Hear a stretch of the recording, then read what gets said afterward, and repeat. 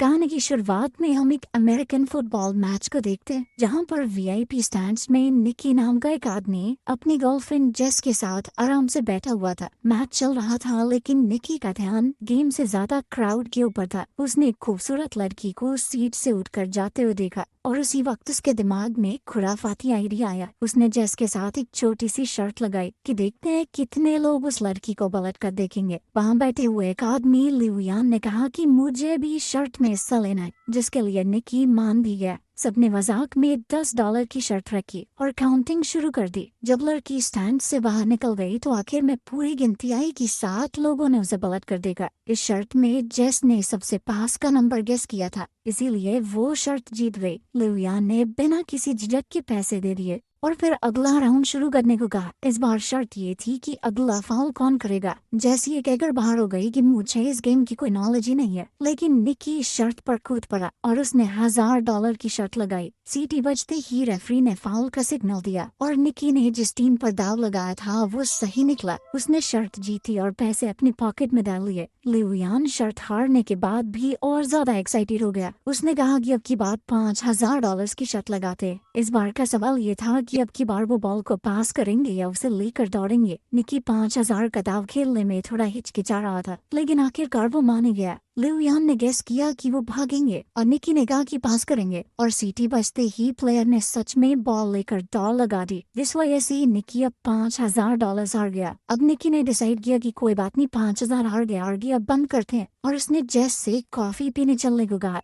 लेकिन लिवियान ने जिद पकड़ ली। उसने कहा कि तुम वीआईपी लाउंज में बैठे हो, पैसा तो है तुम्हारे पास, $5000 से क्या होता है, एक और बाजी खेलो, इस बार $10,000 की। और आखिरकार निकी मान ही गया और अब सवाल था कि ये प्लेयर अगला पास सही तरीके से कामयाब कर पाएगा नहीं। निकी ने प्रेडिक्ट किया कि हाँ पास दे देगा ये, लेकिन दूसरी टीम ने पास को बीच में ही रोक लिया। अब निकी $15,000 हार चुका था। पैसे निकालते हुए निकी थोड़ा परेशान हुआ। उसने थोड़ा सोचा और कहा कि चल इस बार 50,000 की लगाते। ये सुनकर जेस चौंक गई, लेकिन निकी गुस्से में दिख रहा था। इस वक्त किस्मत उसका साथ नहीं दे रही थी। वो अगली शर्त फिर से हार गया, जिसके बाद उसे 50,000 और देने पड़ गए। अब जेस ने उसे तुरंत रुकने को कहा, लेकिन निकी के ऊपर उसका गुस्सा और ईगो भारी पड़ गई। उसने बिना सोचे समझे अगली शर्त लगा दी $1,00,000 की। लिवियान ने मजाक उड़ाया और कहा कि तुम्हारे पास इतने पैसे हैं भी। निकी ने बिना कुछ ज्यादा कहे कैश का पूरा एक बंडल टेबल पर फेंक दिया। इसके बाद तो लिवियान भी एक्साइटेड हो गया। अब निकी ने शर्त लगाई कि अगला पास देखना इंटरसेप्ट हो जाएगा, पूरा नहीं होगा, लेकिन इस बार पास कामयाब हो गया। निकी ने अब लाखों डॉलर्स का नुकसान उठा लिया था। अब वो समझ नहीं पा रहा था कि इस मुसीबत से कैसे निकलूं। उसकी इस हरकत से जेस भी बहुत हैरान थी, लेकिन अब गेम बहुत ज्यादा तगड़े लेवल पर पहुंच चुकी थी।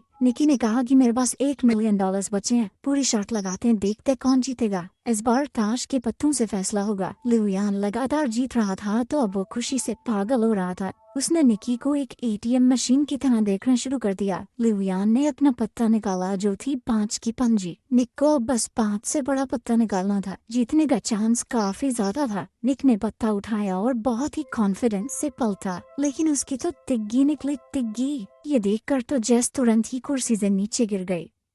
निकी ने जब गेम स्टार्ट की थी तो सिर्फ $4,000 लगाने का मूड था, लेकिन अब तक वो $1,000,000 से ज्यादा हार चुका था, यानी लगभग 9 करोड़ रुपए के करीब। इस शर्मनाक हार के बाद उसके पास कहने को कुछ नहीं बचा था, तो उसने चुपचाप जेस का हाथ पकड़ा और उसे बाहर ले जाने लगा। उसका मन बहुत दुखी था, लेकिन लिवियान अभी भी उसे और चढ़ाने लगा। उसने कहा कि यही होता है बेटे उस्ताद के साथ खेलने का नतीजा। निकी ने रुककर एक और शर्त लगाई $2,000,000 की। अब आइडिया थोड़ा नया था। निकी ने चैलेंज दिया कि लिवियान किसी भी रैंडम प्लेयर को दूरबीन से चुन सकता है, और अगर निकी ने उसका जर्सी नंबर सही से गेस कर लिया तो जीत उसकी। लिवियान इस बात से थोड़ा कंफ्यूज हो गया। उसने कहा कि ये तुम्हारे दिमाग पढ़ने वाली बात हो गई। उसे लग रहा था मानो निकी अपने पैर पर खुद कुल्हाड़ी मार रहा है। उसे थोड़ा शक भी था कि कहीं निकी कुछ चीटिंग तो नहीं कर रहा। उसके शक को दूर करने के लिए निकी ने कहा कि चल मैं गेस भी नहीं करता, इस बार जेस करेगी गेस। जेस ने गुस्से से निकी को देखा। उसे समझ नहीं आ रहा था कि आखिर ये चल क्या रहा है। क्या चांस है कि इतने लोगों में जिसका जर्सी नंबर बोलूंगी वही होगा। ये कहकर वो वहाँ से जाने लगी, लेकिन लिवियान के सिक्योरिटी गार्ड ने उसे जाने से रोक लिया और उनके बीच छोटी सी झड़प हो गई। जेस ने खुद को थोड़ा शांत किया। निकी ने उससे कहा कि बस ग्राउंड में नजर घुमाओ और जो नंबर तुम्हें अपना सा लगे वो बोल दो। लिवियान ने दूरबीन उठाई और एक प्लेयर को चुना, जिसके बाद जेस ने दूरबीन ली और पूरी फील्ड को स्कैन किया। हर तरफ उसे जर्सी नंबर जी दिख रहे थे। कैसे गैस करे? तभी उसकी नजर एक जाने पहचाने चेहरे पर पड़ी और उसे निक्की की बात याद आई कि जो नंबर तुम्हें अपना सा लगे उसे चुन लेना। वहाँ उनका दोस्त फरहाद 55 नंबर की जर्सी पहने हुए था। जेस को समझ आ गया कि ये सब निक्की के प्लान का एक हिस्सा था। उसने कहा नंबर 55 और वो एकदम सही जवाब था। उसके जवाब से लिवियान दंग रह गया। जेस भी कुछ पलों के लिए सोच में पड़ गई कि निक्की को पहले से ये कैसे मालूम था कि लिवियान उसी नंबर को सिलेक्ट करेगा। लेकिन इस वक्त ये सब जरूरी नहीं था। वो शर्त को जीत चुके थे तो उन्होंने $1 मिलियन का प्रॉफिट किया और सारा हारा हुआ पैसा भी वापस मिल गया।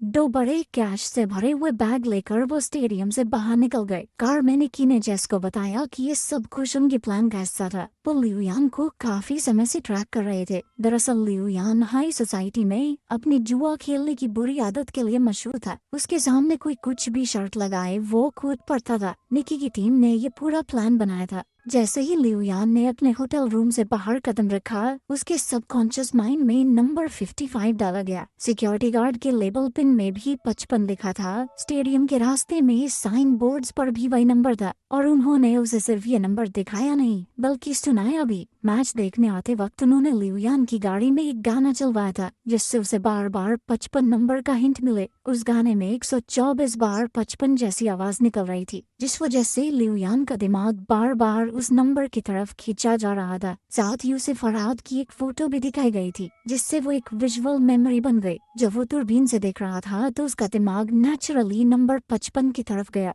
और जेस ने फरहाद को देखते ही 55 कह दिया। जेस को पहले से कुछ भी इसलिए नहीं बताया गया था ताकि इस पूरी गेम के दौरान उसके एक्सप्रेशन बिल्कुल असली रहें, ताकि किसी को भी उन पर शक न हो। ये सब सुनकर तो जेस निक्की से पूरी तरह इम्प्रेस हो गए। इसके बाद कहानी कुछ दिन पहले जाती है। कुछ दिन पहले की बात है। निक्की कमरे में बेड पर था और उसके सर पर एक आदमी ने बंदूक तान रखी थी। उसके पास में ही जेस बैठी थी जिसे वो बस कुछ ही दिन पहले मिला था। ये साफ दिख रहा था कि निक्की को किसी ने अपने जाल में फंसा रखा है, लेकिन उसके चेहरे पर डर का नामो निशान नहीं था। उसने सीधा कह दिया कि मेरे पास एक भी पैसा नहीं है, अगर गोली चलानी है तो चला लो। टर्न वाले आदमी ने उसके रिएक्शंस को समझा और तुरंत पहचान गया ये आदमी खिलाड़ी है, हमसे बड़ा ठग है ये। और उसका अंदाजा बिल्कुल सही था। निक एक बेहतरीन ठग है जो कि छोटी मोटी चोरियां करता है, वो भी बहुत सफाई से। जेस ही उसे फंसा कर इस कमरे में लाई थी तो उसने जेस के अंदर एक नेचुरल टैलेंट देखा। जेस उस वक्त तक कुछ नहीं समझ पाई थी। खैर जब वो बंदूक वाला आदमी चला गया तब निकी ने जेस से कहा कि तुम्हारे पास एक गिफ्ट है और अगर तुमने लोगों को ठगने की अपनी इस ताकत को अच्छे से तराश लिया तो सारी जिंदगी बैठ के खा सकती हो। निकी ने कहा कि हमारा तो पारिवारिक धंधा ही है, मेरा बाप उसका बाप सब ठग थे, वो पुश्तैनी ठग है। हर ट्रिक हर एक चाल उसके लिए गेम थी। जिसने बिना समय गवाए थोड़े पैसे निकाले और कहा कि मैं आपसे सीखना चाहती हूँ। निकी ने भी समय बर्बाद करना जरूरी नहीं समझा। बाहर जाते वक्त भी निकी ने जेस की एक अंगूठी चुरा ली थी और उसे पता तक नहीं चला था। जब तक जेस समझ पाती कि हुआ क्या है तब तक उसकी गाड़ी भी गायब हो चुकी थी और जब उसने हैंडबैग में गाड़ी रखी तो निकी उसका वॉलेट निकाल चुका था। इन सारे कारनामों के बाद निकी ने कहा कि हाथ की सफाई, टाइमिंग और थोड़ा सा स्टाइल, बस यही चाहिए इस काम में। उस दिन निकी ने उसे गुड बाय के अलावा कुछ और नहीं कहा। कुछ महीने बाद जेस ने उसे न्यू ऑर्लिन्स शहर में ढूंढ निकाला जहां निकी ने एक नई टीम बनानी शुरू की थी। उन दोनों की मीटिंग भी असल में एक टेस्ट था। वो देखना चाहता था कि जेस उनकी टीम को ज्वाइन करने के लायक भी है या नहीं। जब जेस ने हामी भरी तो निकी ने उसे टीम के एक आदमी के साथ मेले में भेज दिया। आज जेस की पहली प्रैक्टिकल असाइनमेंट थी। वो मैप हाथ में लेकर कुछ लोगों से रास्ता पूछने लगी। तभी उसके साथी ने चुपके से एक टूरिस्ट का कैमरा लेंस चुरा लिया। फिर एक दूसरे साथी ने जानबूझकर एक आदमी को टक्कर मारी और जेस ने उसका वॉलेट निकाल लिया। जेस को अब अपने चोरी करने के स्टाइल में थोड़ा कॉन्फिडेंस आने लगा था। उसने चॉपस्टिक्स की मदद से एक और औरत के बैग से वॉलेट निकाल लिया और सब कुछ इतना स्मूथ था कि किसी को शक भी नहीं हुआ। निकी ये सब कुछ एक बिल्डिंग के टॉप से देख रहा था। उसने टीम से कहा कि उसे अकेला छोड़ दो, अब उसके उड़ने की बारी है। जेस ने एक के बाद एक महंगा सामान चुराना शुरू कर दिया और उसकी हर चोरी के साथ निकी की आंखों में उसके लिए इज्जत पड़ने लगी। अब निकी ने उसे एक और बड़े असाइनमेंट के लिए भेज दिया। इस बार ये एक हाईटेक फ्रॉड था। खास तरह के लेंसेज की मदद से वो लोग दूसरों के पत्ते देख सकते थे और फिर अपने ओपोनेंट्स को आसानी से हरा देते। यहाँ पर क्रेडिट कार्ड चुराने का सिस्टम भी चल रहा था। कार्ड को चुरा कर चुपके से एक टीममेट के पास भेजा जाता, जहाँ एक डिवाइस उसके डेटा को कॉपी करता और फिर वो कार्ड वापस उसी शख्स की पॉकेट में चला जाता। जब तक किसी को कुछ पता चलता तब तक पूरा अकाउंट खाली हो जाता। एक और ठगी का सिस्टम था, नकली एटीएम मशीन। जब भी कोई एटीएम से पैसे निकालता तो मशीन में उसका पिन अपने आप स्टोर हो जाता और हाथ उस मशीन को चुपचाप हटाकर सारा डेटा ले जाता। सारे क्रेडिट कार्ड्स को अलग अलग कैटेगरीज में रखकर उनसे लग्जरी आइटम्स खरीदे जाते और आखिर में उनके डेटा को ब्लैक मार्केट में बेच दिया जाता। जेस ने एक दिन एक खूबसूरत नेकलेस देखा और पहन लिया, लेकिन निकी ने कहा कि इसे तुरंत उतार दो। उसने सख्ती से समझाया कि सारी चीजों को बेचना होगा, कुछ भी हमारा पर्सनल नहीं होना चाहिए। जेस पहली बार इतने बड़े लेवल की ठगी देख रही थी। चुराई हुई चीजों के पहाड़ के बीच में खड़े होने का फील कुछ और ही था। अगले दिन जेस और फरहाद एक अमीर इलाके में घूम रहे थे। उनका काम था नाटक करना। फरहाद बेहोश हो गया और जेस चिल्लाकर एक्टिंग करने लगी, प्लीज कोई हमारी मदद करो प्लीज। ये एक तरह की डिस्ट्रैक्शन थी जिसका फायदा टीम के बाकी लोगों ने आसपास के अमीरों का सामान चुरा कर उठाया और फिर पूरी टीम एक एम्बुलेंस में छुप कर निकल गई। ये सब कुछ इतना अच्छे से प्लान था कि कोई कुछ समझ ही नहीं पाया। उस रात उन सब ने मिलकर सेलिब्रेट किया। निकी ने सबकी तारीफ की क्योंकि सिर्फ एक हफ्ते में उन्होंने $1.2 मिलियन कमा लिए थे। अगले दिन टीम के सभी लोग अलग होने वाले थे। सभी डॉक्यूमेंट्स को डिस्ट्रॉय कर दिया गया और सबको भरोसा दिलाया गया कि कुछ दिनों के अंदर तुम्हारे पैसे तुम्हारे बैंक अकाउंट में आ जाएंगे। लेकिन पुराने मेंबर जानते थे कि निकी का एक लास्ट मिशन अभी भी बाकी है और उन्होंने उसे 1.2 मिलियन कैश दिया और जेस के सामने वार्निंग भी दी कि इसे जुए में उड़ा मत देना। अगली सुबह निकी जेस को ले गया स्टेडियम के वीआईपी लाउंज में।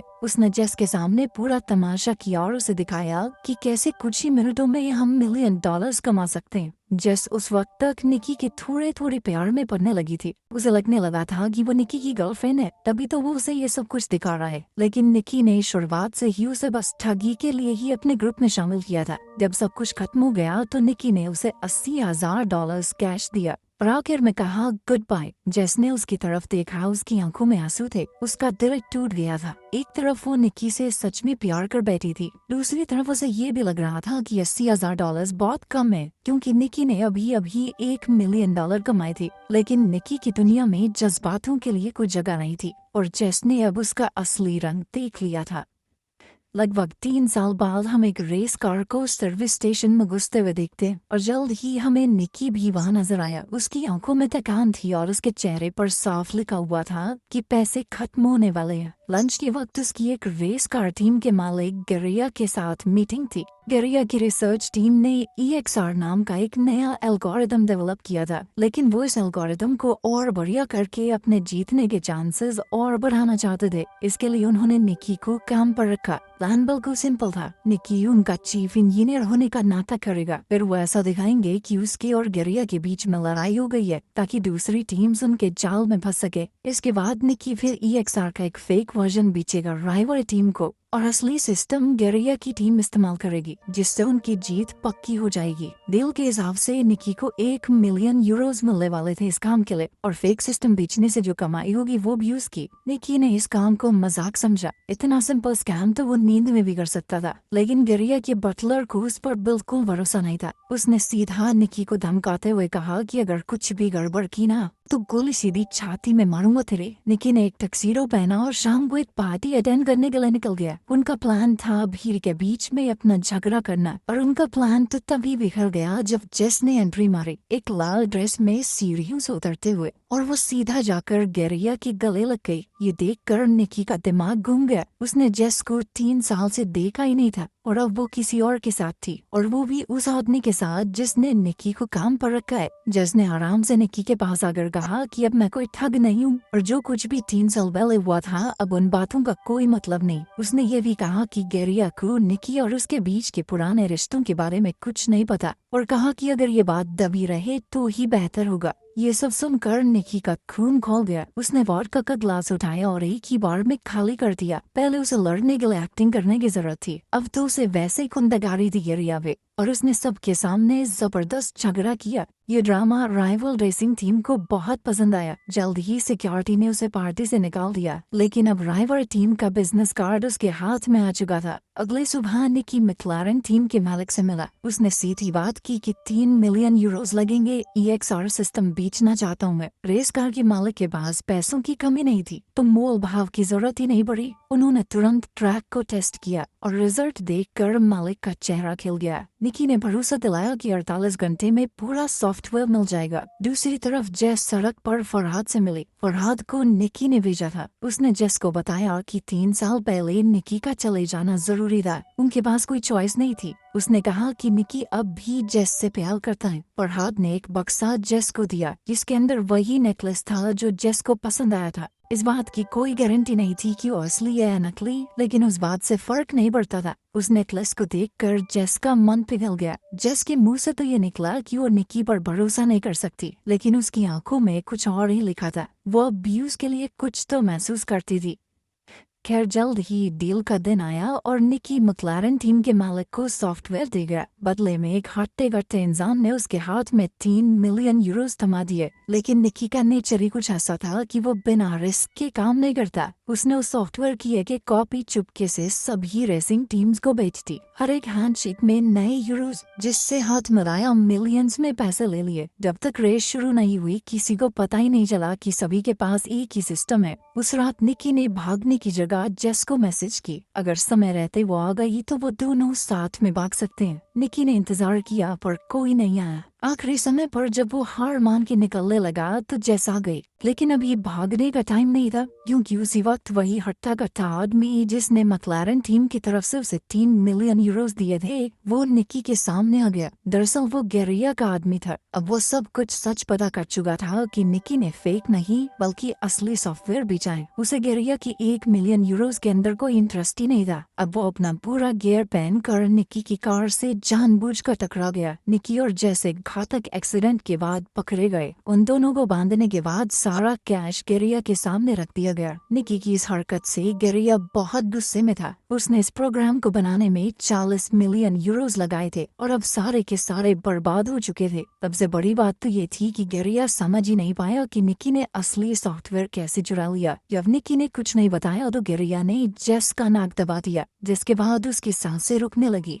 और निकी ये देखकर टूट गया। उसने सब कुछ बताया कि उसने जेस का अपने लिए पुराना प्याल जगाकर उसे एक नेकलेस बना दिया, जिसके अंदर एक खास चिप लगी हुई थी। जैसे ही गेरिया ने वो सॉफ्टवेयर खोला, उस नेकलेस के जरिए निकी ने उसका पासवर्ड और डेटा चुरा लिया। ये सुनकर तो जेस का दिल टूट गया। उसकी आंखों से आंसू बहने लगे, पर गेरिया और उसके लोग हंसने लगे। उन्हें कहानी तो अच्छी लगी, लेकिन उन्हें निकी की बात पर भरोसा नहीं हुआ। गेरिया ने बताया कि जेस उसकी कोई गर्लफ्रेंड नहीं थी। मैं जानता हूँ ये पैसों के लिए मेरे साथ थी। उधर जेस ने भी कबूल किया कि वो सिर्फ उसकी महंगी गाड़ियों की कलेक्शन चुराना चाहती थी। निकी इस बात से हैरान था कि जेस ने उसे जलाने के लिए गेरिया के साथ प्यार में होने का नाटक किया था। अब दोनों ही पकड़े गए थे। गेरिया ने ज्यादा वक्त नहीं लिया। उसने बुचर से पूछा कि निकी ने सॉफ्टवेयर कैसे चुराया। जैसे ही निकी बोलने लगा, बुचर ने गोली चला दी। वो गोली सीधी निकी के सीने में घुस गई। गेरिया का चेहरा सफेद पड़ गया। उसने घबरा कर बुचर से कहा कि पैसा वापस कमाया जा सकता है, लेकिन अगर मर्डर के चक्कर में अंदर हो गया ना मैं, तो जिंदगी खत्म। उसने बुचर को तुरंत निकाल दिया और वेयरहाउस से भाग गया।